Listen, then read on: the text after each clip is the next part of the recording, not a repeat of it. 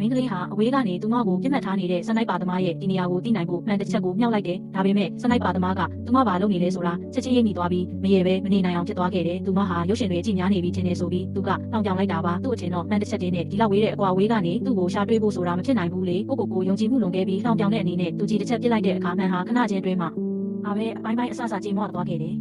ဒါပေမဲ့မင်းကလေးကအရှုံးမပေးခဲ့ပါဘူးသူမနောက်ထပ်စုံစမ်းမှုတစ်ခုအနေနဲ့ဒုတိယမြောက်မှန်ကိုဖြည်းဖြည်းချင်းထပ်မြောက်လိုက်ပြန်တယ်ဒီတစ်ခါမှာတော့အရင်ထက်1 မီတာလောက်ပိုမြင့်အောင်မြောက်ထားတာပါမာနာကြီးတဲ့စနိုက်ပါသမားကထပ်မံပစ်ခတ်ပြီးအဲ့ဒီမှန်ကိုလည်းခွဲပစ်လိုက်ပြန်တယ်ဒါပေမဲ့အဲ့ဒီတစ်ချက်နှစ်ခုစလုံးဟာမင်းကလေးရဲ့စီမံကိန်းတွေကအစိတ်ပိုင်းတွေဆိုတာသူလုံးဝမရိပ်မိခဲ့ပါဘူးကြီးစံတွေလာတဲ့လမ်းကြောင်းကိုတေချာဆန်းစစ်ပြီးတင်ချာနဲ့ယူပဗေဒပညာရပ်တွေကိုအသုံးချကစနိုက်ပါသမားဟာမီတာ1000ခန့်ကွာမှာရှိနေတယ်ဆိုတာကိုသူမတွက်ချက်လိုက်နိုင်တဲ့ကြီးစံတွေရဲ့ဘယ်ကနေညာကိုရွှေရတဲ့လားရာကိုကြည့်ပြီးအခန်းထဲကရေခဲတစ်တာရဲ့အပေါ်ပိုင်းဟာစနိုက်ပါသမားရဲ့အမြင်ကနေလုံးဝကွယ်နေတယ်ဆိုတာကိုသူမကောက်ချက်ချလိုက်တယ်သူမရဲ့အုံနောက်ထဲမှာရဲရင်းနဲ့အကြံတစ်ခုရလာခဲ့တယ်သူမဟာချက်ချင်းပဲရေခဲတစ်တာပေါ်ကိုတက်လိုက်ပြီးအနေရရှိတဲ့ခုံမြန်မှုတစ်ခုအတွက်ပြင်ဆင်လိုက်တယ်